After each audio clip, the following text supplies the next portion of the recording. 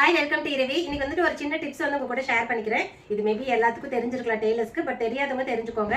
இது கஸ்டமருக்கு ரொம்ப ஹெல்ப்ஃபுல்லா இருக்கும்.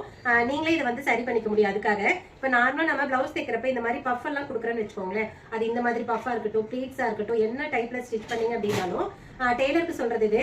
நார்மலா நீங்க அவங்களோட ஆம்போல் சுற்றளவு எவ்வளவோ அதை விட நீங்க 1/2 இன்ச் அதிகமா வைக்கணும். ஃபார் எக்ஸாம்பிள் இதுல வந்து உங்களுக்கு 15, அதாவது நான் மொத்தம் சொல்றேன். நீங்க பிளவுஸ்ல இருந்து அளவு எடுக்கிறீங்க அப்படின்னா 8 இன்ச் தான் ஒரு பக்கம் வருது அப்படின்னா இந்த மாதிரி நீங்க கொடுக்குறப்ப 8.25 வந்து கொடுக்கணும். ஏன்னா நம்ம ப்ளீட்ஸ் வைக்கிறப்ப அதோட திக்னஸ் கொஞ்சம் ஜாஸ்தி ஆகும். அப்படி ஆகுறப்ப கண்டிப்பா வந்துட்டு ஆம்போல் டைட்டா இருக்கும், பத்தாது. அதனால கண்டிப்பா நீங்க 1/2 இன்ச் அதிகப்படுத்திக்கணும். சரி, ஓகே. இப்போ நம்ம வந்து ஸ்டிச் பண்ணிட்டோம். என்ன பண்றது, அதை எப்படி ஆல்டர் பண்றது அப்படின்னு ரொம்ப சிம்பிளா சொல்லிடுறேன். இப்போ இது பாருங்க, ஸ்டிச் பண்ணி முடிச்சிட்டிங்க அப்படின்னா இது எப்படி வந்து ஆல்டர் பண்ணுறது அப்படின்னு சொல்கிறேன். இதில் வந்து நான் வந்து ஆம்ஹோலில் வந்து நடுவில் ஒரு கோடு போட்டிருக்கேன் பார்த்தீங்களா.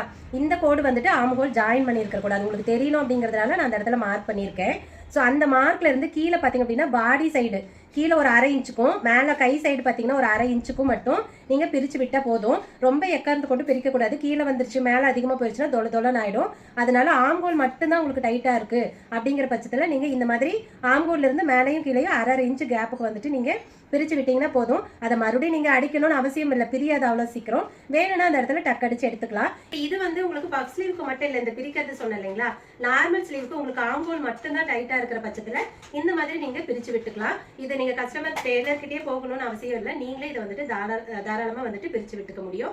ஸோ டெய்லராக இருக்கிறவங்களுக்கு இந்த டிப்ஸ் கண்டிப்பாக ஹெல்ப்ஃபுல்லாக இருக்கும். நீங்கள் பஃப்பை பொறுத்த வரைக்கும் என்ன மாதிரி பஃப் கொடுத்தீங்க அப்படின்னாலுமே கண்டிப்பாக இந்த மாதிரி நீங்களாவே லூஸ் வச்சுக்கோங்க. அப்போ தான் உங்களுக்கு வந்து ஃபிட்டிங் கரெக்டாக இருக்கும். ஸோ இந்த மாதிரி நிறைய டிப்ஸுக்கு நம்மளை சப்ஸ்கிரைப் பண்ணிக்கோங்க.